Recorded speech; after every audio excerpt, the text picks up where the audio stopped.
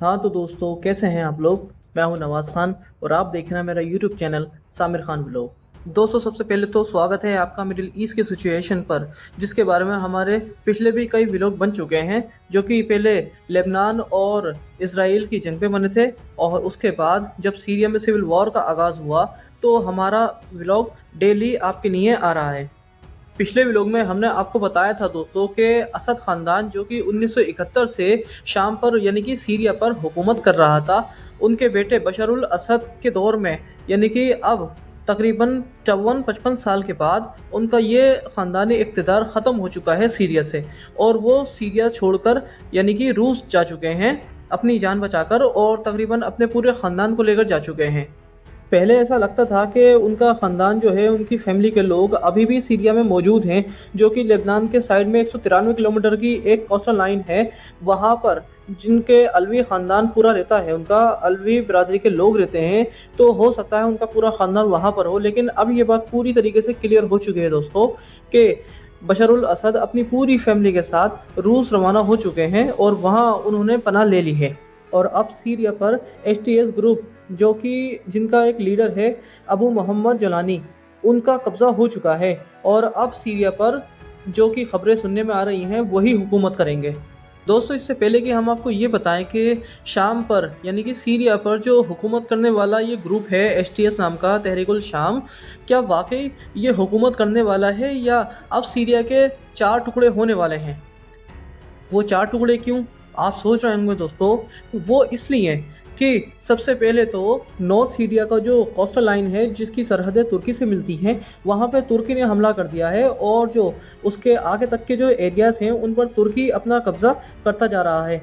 और अगर आप शुमाल की साइड देखें तो वहाँ SDF जो कुर्द लड़ाके हैं, उन्होंने तकरीबन 40 से 55% सीरिया को कब्ज़ा कर रखा है, और वहाँ पर भी तुर्की का हमला जारी है, और वहाँ के जो एरियाज़ हैं उन पर भी हमले करके तुर्की वहाँ कब्ज़ा कर रहा है। अब बात करते हैं दोस्तों गोलान हाइट, जो कि इसराइल ने 1967 में कब्ज़ा की थी। 5 दिन की जंग के बाद, अरबों से जो 5 दिन की जंग की गई थी, उसमें इसराइल की फतेह हुई थी और उसने सीरिया के गोलान हाइट पर कब्ज़ा कर लिया था। लेकिन अब दोस्तों, जब सीरिया में ये सिविल वॉर शुरू हो चुकी है, तो इस फ़ायदे से यानी कि इस मौके से फ़ायदा उठा के इसराइल ने गोलान हाइट से आगे उतरकर सीरिया पर हमला कर दिया है। और अब तक की जो हम ये वीडियो बना रहे हैं, इसमें खबर ये आई है कि बस जो कैपिटल है दमिश्क सीरिया की, उससे तकरीबन 25 किलोमीटर ही दूरी पर है इसराइल की फ़ौज।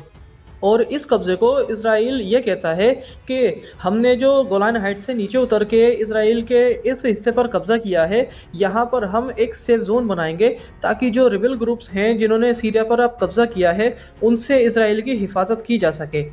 लेकिन दोस्तों, अगर आप इसराइल का मंसूबा देखेंगे माजी से लेकर अब तक, यानी जब से इसराइल बना है तब से लेकर अब तक, इसराइल यही तो करता आया है कि बस हर जगह को कब्ज़ा करता है और कहता है कि हमने यहाँ एक सेफ जोन बनाया है, जिससे कि हम अपने मुल्क की हिफाजत कर सकें। और देखते ही देखते उस एरिया को पूरी तरीके से वो कैप्चर कर लेता है, और बाद में ये कहता है कि ये तो इसराइल का ही हिस्सा है और इसराइल का ही एरिया है। दोस्तों, बड़ी अजीब सी बात है और सोचने वाली बात भी है कि इसराइल जो कि हमला कर रहा है और गोलान हाइट से नीचे उतर के, जो कि वो खुद कहता है, और जो मिस्र के एक मिनिस्टर हैं उन्होंने कहा है कि दमिश्क से 25 किलोमीटर की ही दूरी पर इसराइल की फौजें हैं।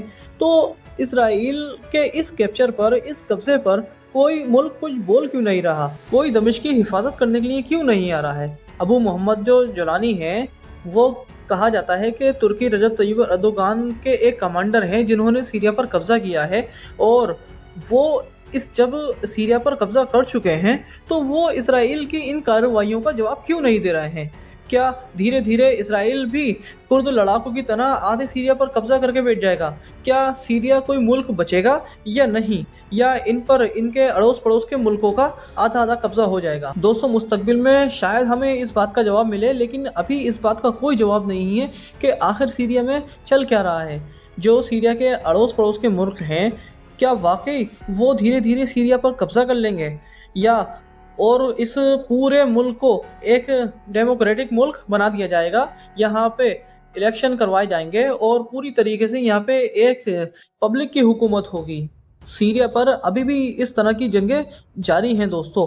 इसराइल जो कि सीरिया पर कब्जा करने के लिए कोशिश कर रहा है, उसकी फौजें अभी भी गोलान हाइट से नीचे उतरकर यानी कि दमिश्क के पास मौजूद हैं और वो जितना हो सके उतना एरिया कब्जा करने की कोशिश कर रही हैं। सिर्फ इसराइली नहीं बल्कि तुर्की एचटीएस और जो दूसरी फ्री सीरियन आर्मी है, एक जो एनएस आर्मी है यानी कि सीरिया की जो नेशनल आर्मी है, हम उसकी तो बात ही नहीं कर रहा है, उसने तो हथियार डाल दिए हैं एचटीएस के लड़ाकों के आगे। तो अब देखना यह है दोस्तों कि सीरिया में आगे क्या क्या होता है।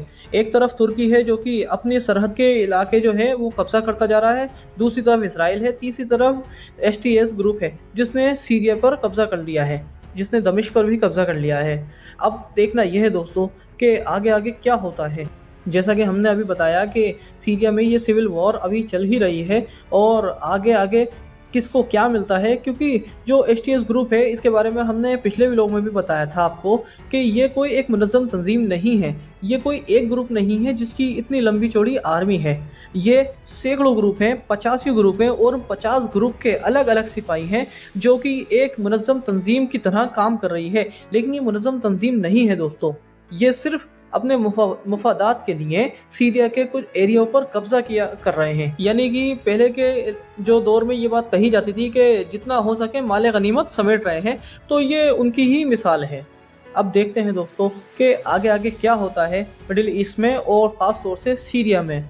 तब तक के लिए मुझे दीजिए इजाज़त, आपका दोस्त नवाज़ खान। और हमारी बात आगे के व्लॉग में भी जारी रहेगी इसी तरह। हमारी वीडियो को देखना मत भूलिए दोस्तों, और अगर आपने हमारे चैनल को सब्सक्राइब नहीं किया है तो जल्दी से सब्सक्राइब कर लें और बेल आइकन के बटन को दबाना ना भूलें। शुक्रिया दोस्तों।